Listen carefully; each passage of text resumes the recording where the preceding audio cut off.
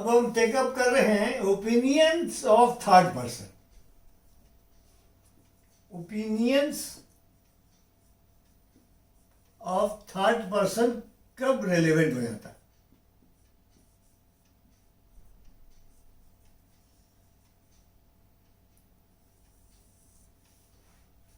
ठीक, उसका ये सेक्शन 45 से 51 तक है।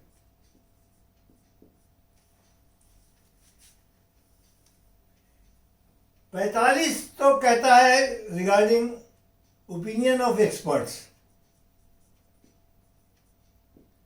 उसमें हैंडराइटिंग एक्सपर्ट, डॉक्टर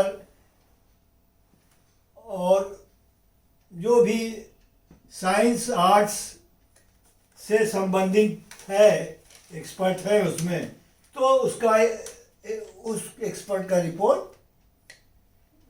रिलेवेंट हो जाता है। ये 45 यही कहता है और यही ज़्यादा इस्तेमाल में आता है, ट्रायल में हो या कहीं भी हो, इसका इस्तेमाल ज़्यादा होता है 45 का।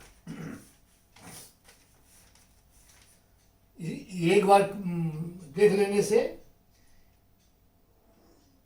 जैसे इसमें कहता है कि क्या क्या स्किल्ड होना चाहिए फॉरेन लॉ में, साइंस में, आर्ट्स में, और एज टू आइडेंटिटी और हैंडराइटिंग और फिंगर इम्प्रेशन, ये सब एक्सपर्ट से ही हो सकता है, तो उसका ओपिनियन आपको रिलेवेंट होगा। ये हुआ 45। 46 में है कि ऐसा फैक्ट्स जो रिलेवेंट नहीं है बट सपोर्ट करता है या इनकंसिस्टेंट है with the report of the opinion of the expert, तो वो फैक्ट भी रिलेवेंट हो जाता है। ऐसा फैक्ट जो रिलेवेंट नहीं है लेकिन इनकंसिस्टेंट और इन support of the report of the expert आता है, तो वो भी फैक्ट रिलेवेंट हो जाता है। ये 46 यही कहता है। 47 में है opinions of any third person who are acquainted. अभी आता है, मोस्टली यूज में आता है 47। 47 कहता है कि कोई आदमी किसी का हैंडराइटिंग पे जानता है, सिग्नेचर पे जानता है, तो उसका ओपिनियन है कि ये फला का लिखा हुआ है, तो ये डेली ट्रायल में यूज होता है। इसी सेक्शन के तहत किसी भी डॉक्यूमेंट को प्रूव किया जाता है कि फला आदमी का लिखा हुआ है, फला का सिग्नेचर है, तो उसका ओपिनियन जो है ये भी रिलेवेंट हो जाता है। 48 में है opinion as to existence of any right और कस्टम। राइट और कस्टम के संबंध में अगर किसी का ओपिनियन है तो वो भी रिलेवेंट है। 49 में है यूजेज का जो है, जैसे 49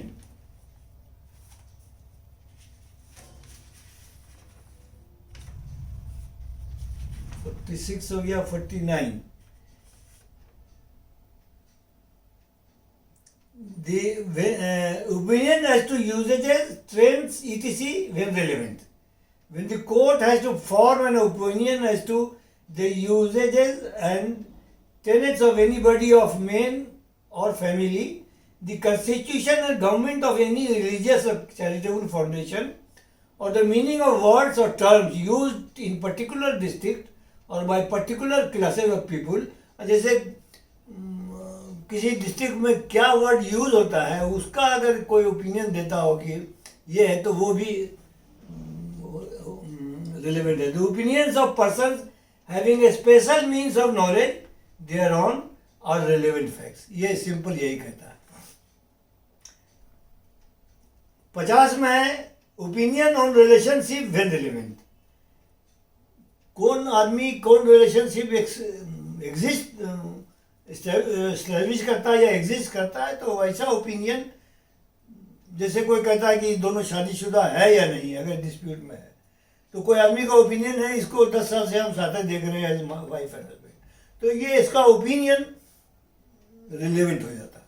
ये 50 यही कहता है, when the court has to form an opinion as to the relationship of one person to another, the opinion expressed by conduct as to the existence of such relationship of any person who as a member of the family or otherwise has a special means of knowledge on the subject is a relevant fact.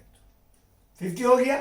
51 में है कि अब opinion का expert का हो या other persons का हो, ओपिनियन का जो ग्राउंड है वो ग्राउंड भी रिलेवेंट हो जाता है. बस यही है, ये बहुत ही इम्पोर्टेंट है, बराबर आता है, इसलिए इस एक बार क्लियर हो जाएगा 45 से लेकर के 51 तक कि थर्ड पर्सन, ये पार्टी नहीं है, थर्ड पर्सन है.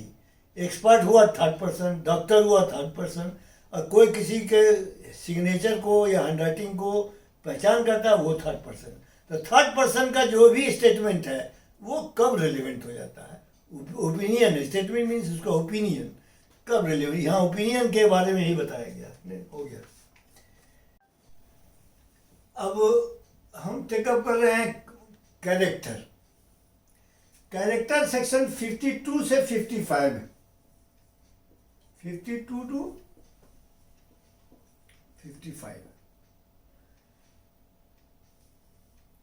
कैरेक्टर जैसे 52 कहता है कि सिविल केसेस में कैरेक्टर इररिलेवेंट, जो भी फैक्ट है regarding character irrelevant.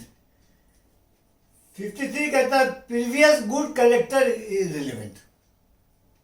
53 previous good character is relevant. 54 है previous bad character not relevant but becomes relevant when good character से एविडेंस हैज बीन गिवन. अगर आप अच्छे गुड कैरेक्टर का एविडेंस दे रहे हैं, दिया उसके बारे में, तब प्रीवियस बैड कैरेक्टर रिलेवेंट हो जाएगा, अदरवाइज नॉट. 55 में है in civil character is relevant which affect the amount of damage. अगर कोई डैमेज का केस है और उसके कैरेक्टर से अमाउंट डिमिनिश हो सकता है, बढ़ सकता है, इनहांस हो सकता है, तो डैमेज को अमाउंट के डैमेज के अमाउंट को अगर अफेक्ट करता हो तो कैरेक्टर रिलेवेंट हो जाता है. ये 55 है ये. तो कैरेक्टर में यही है. तो मोस्टली अगर कैरेक्टर इन डिस्प्यूट ही है, मान लिया क्रिमिनल केस में, तो बैड कैरेक्टर रिलेवेंट नहीं है, गुड कैरेक्टर रिलेवेंट है. लेकिन अगर bad character he itself in dispute हो तो वैसी हालत में वो रिलेवेंट हो जाता है. बस कैरेक्टर के